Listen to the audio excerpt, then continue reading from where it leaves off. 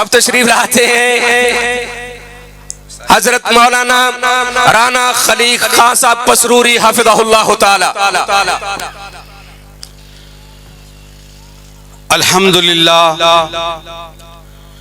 الحمدللہ رب العالمین والعاقبۃ للمتقین الحمدللہ الذی کسا اہل الحدیث رداء الشرف والتعظیم وعلا ذکرہم ورفع شانہم فی کل اقلیم وخصہم من بین حملۃ الشرع بمزید التشریف والتکریم والصلاة والسلام علی امام اہل الحدیث سید الابرار وصحابتہ المہدیین الاخیار وآلہ الطیبین الاطہار کلہم اہل الحدیث من الابرار اللہم صلی وسلم علی سید البشر والشفیع والمشفع فی المحشر الذی ختمت بہ النبیین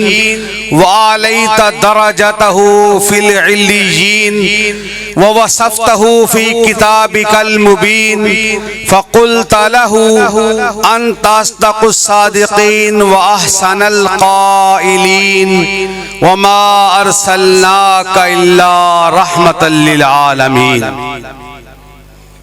یا معلم ابراہیم علمنی ویا مفہم سلیمان فہمنی قال اللہ تبارک و تعالی فی کلام المجید والفرقان الحمید وما كان لمؤمن ولا مؤمنة اذا قضى الله ورسوله امرا ان يكون لهم الخيرة من امرهم ومن يعص الله ورسوله فقد ضل ضلالا مبينا وقال النبي صلى الله عليه وسلم نظر الله امرا سمع منا حديثا فبلغه اہل دل، اہل نظر، اہل خبر، اہل حدیث، کشور وحدانیت کے تاجور اہل حدیث، رہروان صدق و صفا کا جادہ و منزل، لیلہ سنت کے محمل اہل حدیث، اہل حدیث۔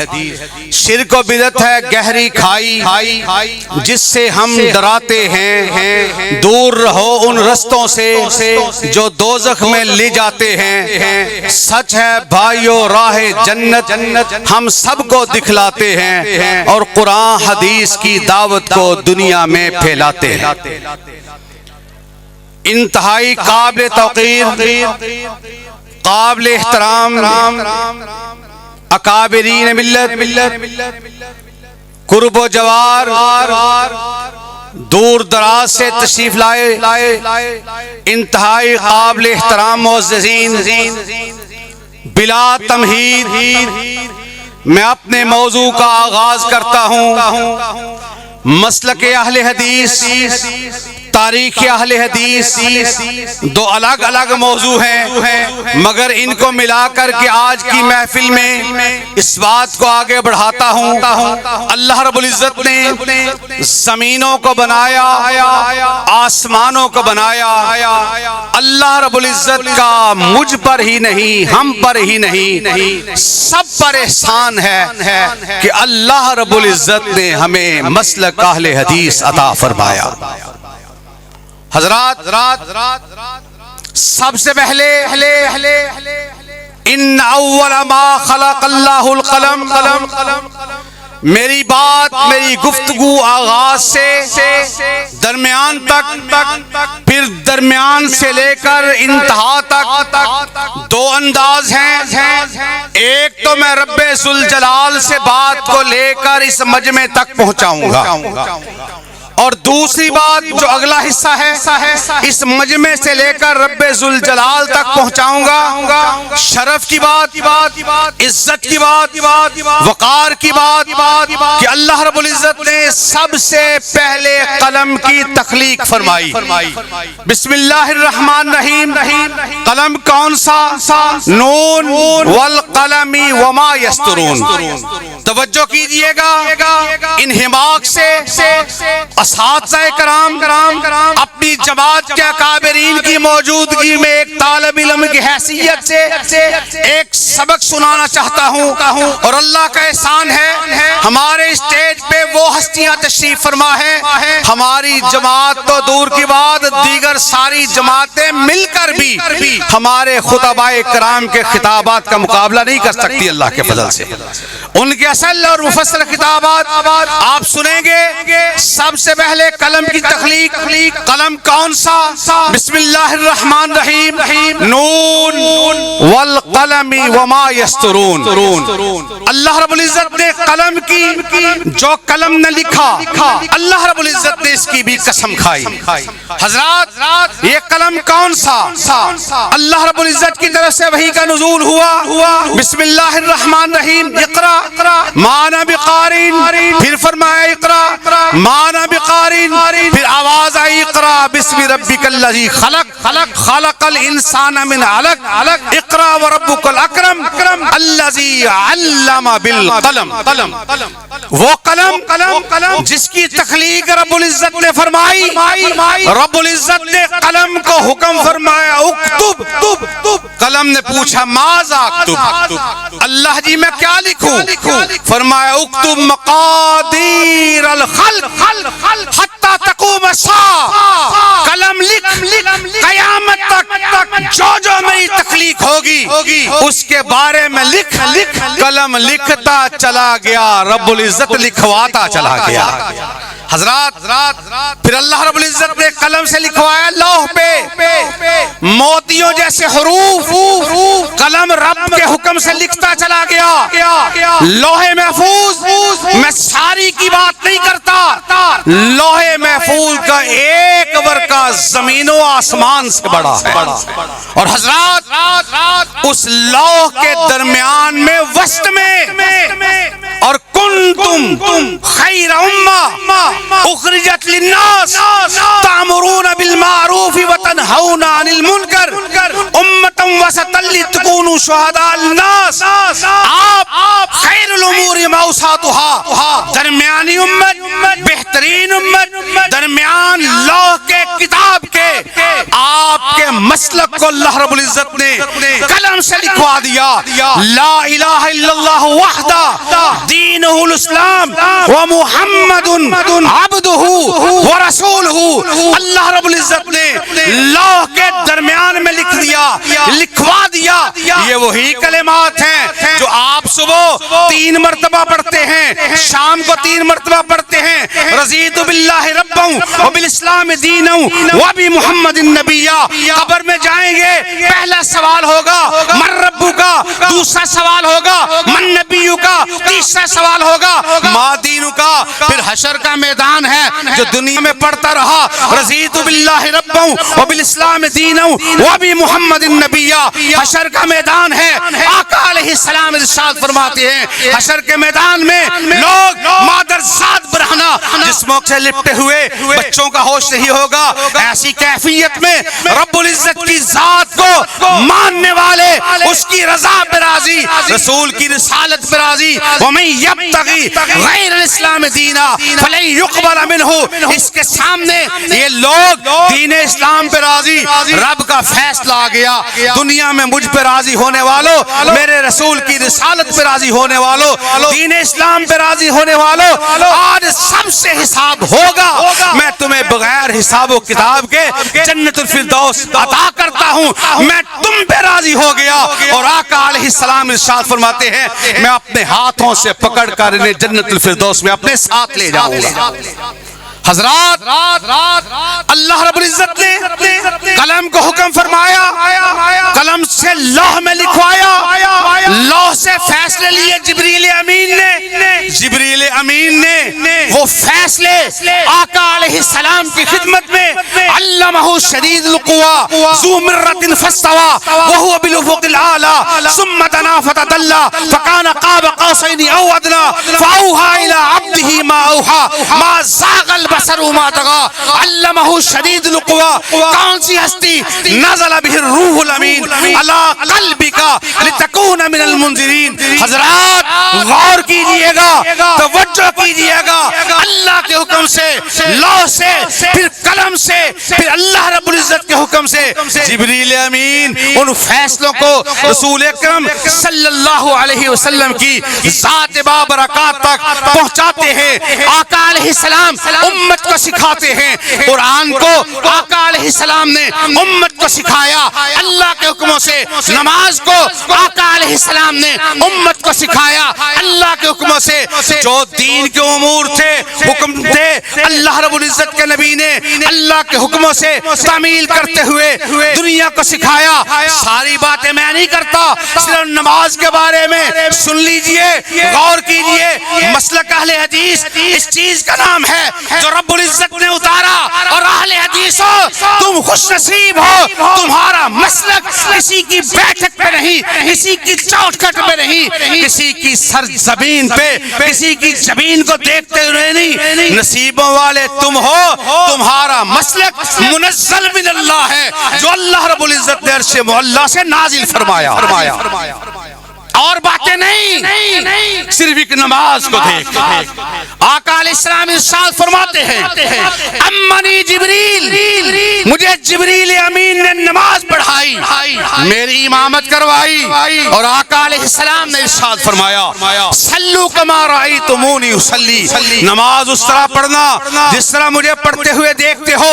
ایک وہ ہے جو نبی کے طریقے کے مطابق نماز پڑھتا ہے، ایک وہ ہے جو نبی کے طریقے سے اختلاف کرتا ہے۔ حضرت حذیفہ بن یمان رازدار نبوت ہیں، مسجد نبوی میں ایک شخص کو دیکھتے ہیں نماز پڑھ رہا ہے، سوال کرتے ہیں کب سے نماز پڑھ رہا ہے؟ کہتا ہے منذ 40 سنہ، میں 40 سال سے ایسے ہی نماز پڑھ رہا ہوں۔ حضرت حذیفہ بن یمان رضی اللہ تعالیٰ عنہ نے جب دیکھا نماز رسول اللہ کی نماز کی مخالفت میں ہے، وہ طریقہ نہیں ہے جو کائنات کے امام نے فرمایا تھا صلو کما رأیتمونی اصلی، نماز اس طرح پڑھو جس طرح مجھے پڑھتے ہوئے دیکھتے ہو۔ حضرت حذیفہ بن یمان رضی اللہ تعالیٰ عنہ نے ارشاد فرمایا واللہ ما صلیت منذ 40 سنہ، اللہ کی قسم ہے تو نے 40 سال میں ایک بھی نماز ادا نہیں کی ہے۔ اور دوسری طرف سیدنا ابو ایوب انصاری رضی اللہ تعالیٰ عنہ ارشاد فرماتے ہیں کہ آقا علیہ السلام نے ارشاد فرمایا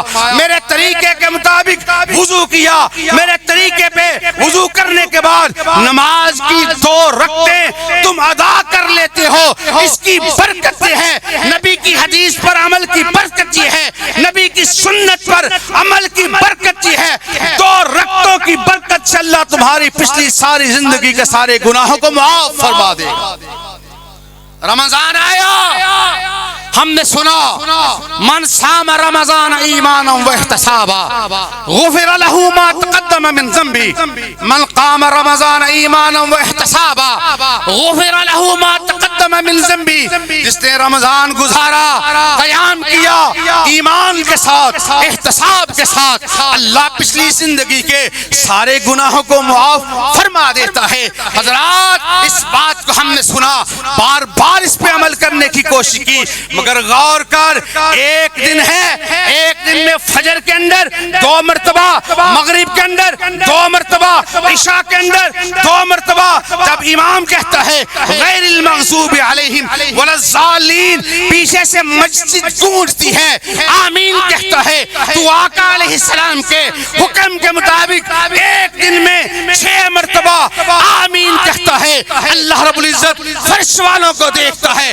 عرش سے فیصلہ آتا ہے من وافق تعمینہ تعمین الملائکہ غفر له ما تقدم من ذنبی، فرش پہ آمین کہنے والوں عرش کا مالک سن رہا، آسمانوں پہ فرشتے آمین والضالین کو سن کر کہتے ہیں تمہاری آمین فرشتوں کی آمین سے مل جاتی ہے، اور جس کی آمین فرشتوں کی آمین سے مل جاتی ہے اللہ اس کی پچھلی ساری زندگی کے سارے گناہوں کو معاف فرما دیتا ہے۔ یہ عزت کس کو ملی؟ اہل حدیث کو۔ یہ عزت کس وجہ سے ملی؟ نبی کی حدیث پر عمل کرنے کی وجہ سے۔ استغفر اللہ معاذ اللہ، تو نبی کی حدیث کے استہزاء اڑاتا ہے، مذاق اڑاتا ہے، جب رفع دین کرتا ہے حدیث، یہ تو نبی کی سنت سمجھ کر کے عمل کرتا ہے۔ تو شریر کھوڑوں کی دھوؤں کے تذکرے کرتا ہے، کبھی منہ کے اندر انگارے ڈالنے کی بات کرتا ہے۔ سن لے، یہ انگارے ڈالنے کا تذکرہ تو ایسے نہیں کر رہا، ایک اور بھی ہے جو سورۃ فاتحہ کا مخالف تھا۔ آقا علیہ السلام نے ارشاد فرمایا رن ابلیس 4 مرات، ساری زندگی کے اندر شیطان رویا، 4 مرتبہ رویا، بڑا ہی رویا۔ کس موقع پہ رویا؟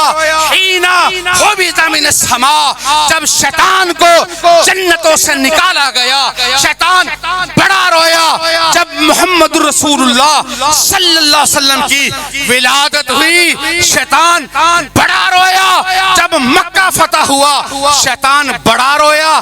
جب سورۃ فاتحہ نازل ہوئی، شیطان بڑا رویا۔ اور آمین ہم نے کہی، چڑھنے والے کون سے ہیں؟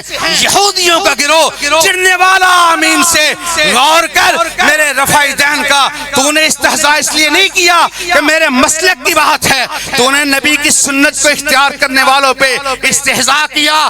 بخاری شریف کو اٹھا، کتاب الصلاۃ ہے، کوفہ کے اندر سیدنا سعد ابن ابی وقاص رضی اللہ تعالیٰ عنہ گورنر ہے کوفہ کے، سیدنا محمد بن مسلمہ رضی اللہ تعالیٰ عنہ چاہتے ہیں عنان حکومت کے بارے میں معلومات کرنے کے لیے، اور سیدنا عمر بن خطاب رضی اللہ تعالیٰ عنہ نے بھجوایا، جاؤ جا کر کے معلومات لو، امور حکومت کیسے چلا رہے ہیں۔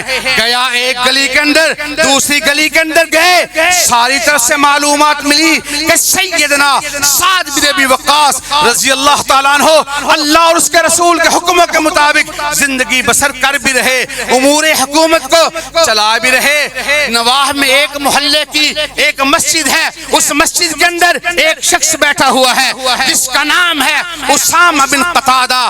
اس کے بعد اس سے پوچھا سیدنا سعد ابن ابی وقاص رضی اللہ تعالیٰ عنہ کے بارے میں، کہا اقربا پرور ہے، مال غنیمت کی صحیح تقسیم نہیں کرتا، جس بات کی وجہ سے محمد بن مسلمہ تڑپ گئے وہ بات یہ تھی انہو لا یحسن یصلی، وہ نماز صحیح طرح نہ پڑھتے ہیں نہ صحیح طرح پڑھاتے ہیں۔ شکایت پہنچی امیر المومنین خلیفۃ المسلمین سیدنا عمر بن خطاب رضی اللہ تعالیٰ عنہ کے پاس۔ سیدنا عمر بن خطاب رضی اللہ تعالیٰ عنہ کیسے برداشت کر سکتے ہیں؟ سیدنا عمر بن خطاب کوئی عام سی ہستی تو نہیں، یہ تو وہ ہے جو آقا علیہ السلام نے رب سے مانگ کر لیا تھا، مرید بھی ہے مراد بھی ہے۔ سیدنا عمر بن خطاب وہ ہستی ہے جس کے بارے میں آقا علیہ السلام نے ارشاد فرمایا تھا لو کان بعدی نبی لکان عمر، میرے بعد کوئی نبی نہیں آئے گا،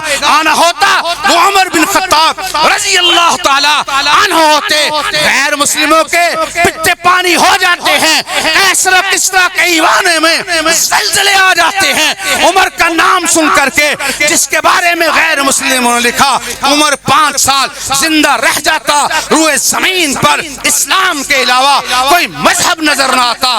عمر وہ ہے، اگر اللہ کا علیہ السلام نے ارشاد فرمایا میری امت میں اگر کسی سے اللہ کے فرشتے کلام کرتے وہ عمر ہوتا، وہ عمر بن خطاب رضی اللہ تعالیٰ عنہ وہ ہیں جن کے بارے میں اما جی زینب رضی اللہ تعالیٰ عنہ ارشاد فرماتی ہیں ان القرآن ینزل فی بیوتنا ولکن رأی عمر، قرآن اترتا ہمارے گھر میں ہے مگر اترتا فاروق کی رائے سے ہے، اور فاروق ارشاد فرماتے ہیں عمر تو بکریوں کا چرواہا تو نہ بن سکا، اونٹوں کا رکھوالا تو نہ بن سکا، باپ جھڑکتا تھا، ڈانٹتا تھا، ناراض ہوتا تھا، اسلام کی وجہ سے اللہ نے تجھے وہ عزت عطا فرمائی ہے جو رائے تیری فرش پر ہوتی ہے، اللہ قرآن بنا کر کے عرش سے نازل فرما دیتا ہے۔ عمر وہ ہے جس کو آقا علیہ السلام نے رب سے مانگ کر لیا، نکلا تلوار لے کر کے بہن کے گھر تک پہنچا، قرآن کی سایت پہ نگاہ پڑی اننی انا اللہ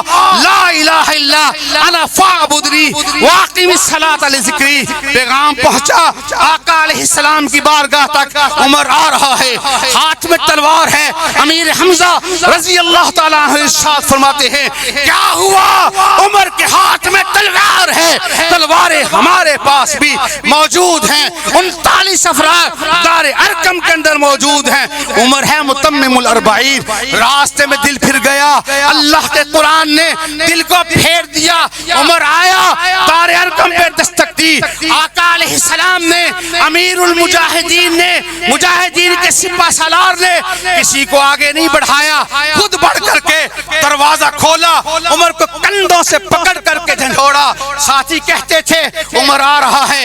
آقا علیہ السلام ارشاد فرماتے ہیں وہ آیا ہے تو آنے دو, کرو نہ شک نگاہوں پر, وہ پہلے سا نہیں لگتا. بچھا دو پل کے راہوں پر, خدا سے میں نے مانگا تھا, دعاؤں کا جواب آیا. تمہیں یارو مبارک ہو. عمر ابن خطاب آیا, خدا سے میں نے مانگا تھا, دعاؤں کا جواب آیا. دستک ہوئی, آیا, جھنجھوڑا گیا. کہا آقا جی تلوار لے کر کے نکلا اور نیت سے تھا, اب آیا ہوں آپ کا مرید بن کر کے. پھر فکبر عمر, دار ارقم کے اندر عمر نے نعرہ تکبیر کو بلند کیا. بیت اللہ کے ارد گرد بیٹھے ہوئے کفار کے پتے پانی ہو گئے. زلزلہ آ گیا, بھونچال آ گیا, لگتا حالات بدل گئے, عمر کے انداز بدل گئے, اتوار بدل گئے. اختصار کے ساتھ عمر کہتا ہے آقا جی اگر رب سے مانگ کر لیا, اٹھئے بیت اللہ میں اللہ کی عبادت کی جائے گی. عمر جی ہم تھوڑے ہیں, کبھی بی بی سمیہ کا 2 لخت ہونا یاد آتا ہے, کبھی بلال حبشی کا گلیوں کے اندر گھسیٹے جانا, خون کا نکل جانا یاد آتا ہے, کبھی بی بی سنیرہ کی آنکھوں کا نکلنا یاد آتا ہے. یہ سارے مناظر یاد آتے ہیں, مگر عمر کہتا ہے میرے اسلام لانے سے یہ چھپ کر کیوں عبادت ہو, کریں گے آج کعبہ میں وہ روکے جس کی طاقت ہو, اڑا دوں گا میں سر اس کا. کفر کا جو نواب آیا, تمہیں یارو مبارک ہو. عمر ابن خطاب آیا, خدا سے میں نے مانگا تھا, دعاؤں کا جواب آیا. اور حضرات جب یہ بات آئی اسلام کی عظیم عمارت مسجد کی, عمر کیسے خاموش ہو؟ بلاؤ سعد ابن ابی وقاص کو. سعد ابن ابی وقاص صحابہ میں اس اعتبار سے ممتاز کہ سارے کے سارے اصحاب پیغمبر وہ ہیں جو کہنے والے ہیں یا رسول اللہ فداک ابی و امی, مگر سعد ابن ابی وقاص وہ نصیبوں والا ہے. میرا نبی اس کے ہاتھ میں کمان پکڑاتا ہے, تیر پکڑاتا ہے. میرا نبی کہتا ہے ارم یا سعد فداک ابی و امی, سعد جی تیر چلاؤ میرے ماں باپ آپ پہ قربان ہو جائیں. وہ سعد ابن ابی وقاص آئے, کہا سعد جی باقی باتیں چھوڑو, نماز پڑھ کے دکھاؤ. نماز پڑھی. عمر بن خطاب رضی اللہ تعالیٰ عنہ آگے بڑھے, کہا واللہ ہاکذا یصلی رسول اللہ صلی اللہ علیہ وسلم, اللہ کی قسم نبی علیہ السلام ایسی ہی نماز پڑھتے تھے. تو نے جو نبی کے طریقے کے مطابق پڑھا, تو نے نبی کی نماز کے بارے میں کہا انہو لا یحسن یصلی. سعد بن ابی وقاص اٹھا, بد دعا کے لیے 3 بد دعائیں کی. اللہ اسے فقر و فاقہ میں مبتلا کر دینا, فتنوں میں مبتلا کر دینا, رذیل عمر سے آشکار کر دینا. بخاری شریف کو اٹھاؤ اور میں کہا کرتا ہوں مت چھیڑ غریب کو, غریب رو دے گا. مت چھیڑ غریب کو, غریب رو دے گا. اس کا مالک سنے گا تو جڑ سے کھو دے گا. سعد ابن ابی وقاص بد دعا کرتا ہے. پھر کوفہ کا دروازہ اٹھاؤ, بخاری شریف, ایک سفید ریش بزرگ, سفید بال, سفید بھویں, کوفے کے مین گیٹ پہ کھڑا ہوا. پاس سے لڑکیاں گزرتی ہیں, کوئی جوتا اٹھا کے اتار کے بابے کے سر پہ مارتی ہے, کوئی پتھر مارتی ہے, کوئی تھپڑ مارتی ہے. ایک آگے بڑھ کے پوچھتا ہے بابا جی سفید ریش بال, یہ تو بال وہ ہیں جن کو دیکھ کر سے محلہ کا مالک بھی حیا کرتا. اللہ سے دعا کر، اللہ سفید ریش والوں کی رد نہیں کرتا۔ اور تجھے کس کی وجہ ہوئی، کیا سبب ہوا؟ ٹھیک بیٹھا ہوتا لڑکیاں سے جوتے مارتے، کہتا مجھے سعد بن ابی وقاص کی بد دعا لگ گئی۔ اور اہل حدیثو پریشان نہ ہوا کرو، استغفر اللہ معاذ اللہ، لوگ تمہیں گستاخ کہیں، لوگ تمہیں بے ادب کہیں، اور تم یہ کہتے رہو کہ مسلک سنت پہ اے سالک چلا جا، بھید دڑک کے جنت الفردوس کو سیدھی گئی ہے یہ سڑک۔ لوگوں غور کرنا، اہل حدیثو کسی کی جرت نہیں تمہیں دبا سکے، کسی کی جرت نہیں تمہیں دھمکا سکے، اور تمہارے دل میں ایک ہی بات ہو، تم یہی بات پہ دل کو بسائے رکھنا کہ تو اپنے دل سے الفت غیر کی نہ کھو سکا اور میں ہو جاؤں غیر کا، یہ مجھ سے نہ ہو سکا۔ اور ہم نے کیا کہا؟ ہم نے کہا جو کچھ تھا تمام مکمل اسے کیا، اسی لیے آئے حضور تمام انبیاء کے بعد، اور دنیا میں احترام کے قابل ہیں جتنے لوگ، میں سب کو مانتا ہوں مگر مصطفیٰ کے بعد۔ حضرات میرا وقت ابھی آدھے کی طرف آیا، گھڑی کی ٹک ٹک کو دیکھا، دیگر شخصیات کو دیکھا، میں اپنی بات کو سمیٹوں۔ اب اپنی بات یہاں تک، اس مجمع تک، یہ رسول اللہ صلی اللہ علیہ وسلم نے جو ارشاد فرمایا، اصحاب پیغمبر نے اس بات کو، تابعین کرام نے اس بات کو، تبع تابعین کرام نے اس بات کو، محدثین نے اس بات کو، مدارس والوں نے، مساجد والوں نے اس بات کو اس مجمع تک پہنچایا۔ اور حضرات میں اس مجمع سے لے کر کے اس بات کو سمیٹتے ہوئے میرا جی چاہتا تھا جس طرح رب ذوالجلال سے لے کر اس مجمع تک پہنچا، انما الاعمال بالنیات کی وہ روایت بخاری شریف کی 11 مرتبہ آئی ہے، اس کو لے کر سند کے اعتبار سے رب ذوالجلال تک پہنچا تھا، اس مجمع کو رب ذوالجلال تک پہنچا تھا۔ پھر حشر کے میدان میں اہل حدیث کی عزت و توقیر و وقار کے تذکرے کرتے، اہل حدیث کی عزت کو ملائکہ کے سامنے رب العزت نے کس طرح منوایا، یہ سارے تذکرے یار زندہ صحبت باقی بعد میں کروں گا، پھر اللہ موقع دے گا۔ مگر دنیا والوں ہم یہ بتا دینا چاہتے ہیں، اہل حدیث اس کائنات پہ اللہ کا اتنا بڑا فضل ہے، اگر اہل حدیث نہ ہوتے لوگ آج بھی بچیوں کو زندہ سرگور کرتے نظر آتے، اہل حدیث نہ ہوتے چوری عام ہوتی، بدماشی عام ہوتی، رہزنی عام ہوتی، ڈکیتی عام ہوتی، بدکاری عام ہوتی۔ یہ جب اللہ کے قرآن کو پڑھتا ہے، نبی کے فرمان کو پڑھتا ہے، کہتا ہے اللہ نے لعنت کی حلالہ کرنے والے پر، کروانے والے پر، اس کے پاس بھی جوان موجود ہیں، خوبصورت چہرے بھی موجود ہیں، مگر کہتا ہے ایک کرائے کے سانڈ کا کام وہابی کا بچہ نہیں کر سکتا۔ غصہ تجھے بھی آتا ہے، تو ایک دن میں ایک کے گھر کی بچی کو طلاق دے کر کے فارغ کرتا ہے، میرے نوجوان کو بھی غصہ آتا ہے، رجوع کا موقع بنتا ہے یہ پھر رجوع کر لیتا ہے۔ اہل حدیث اس کائنات پہ اللہ کا بہت بڑا احسان ہے، تو اور کتابوں کی بات کرتا ہے، اور دعوتوں کے تذکرے کرتا ہے، اور لال کتابوں کے تذکرے کر کر کے، قوالیوں کی بات کر کر کے، صوفیوں کی بات کر کر کے تو اپنی بات کو آگے بڑھاتا ہے۔ اہل حدیث جب بھی بات کرتا ہے اللہ کے قرآن کی بات کرتا ہے، نبی کے فرمان کی بات کرتا ہے، اہل حدیث قصہ و کہانی کے تذکرے نہیں لیتا، سہارے نہیں لیتا۔ اہل حدیث کہتا ہے کہ مسلک اہل حدیث نام ہے روایت کا، درایت کا، ثقافت کا، فقاہت کا، ودیت کا، بداعت کا، ذہانت کا، فطانت کا، اقبالیت کا، بدائیت کا، آدمیت کا، انسانیت کا، محبت کا، الفت کا، ندرت کا، ہدایت کا، جرت کا، شجاعت کا، اسارت کا، شہادت کا، مسلک اہل حدیث نام ہے۔ ابو حنیفہ اور شافعی کے اقوال، ابن حنبل و مالک کے احوال، ابن تیمیہ و ابن قیم وغیرہ ہما کے کمال، خاندان ولی اللہ کا جہ و جلال، مسلک اہل حدیث نام ہے۔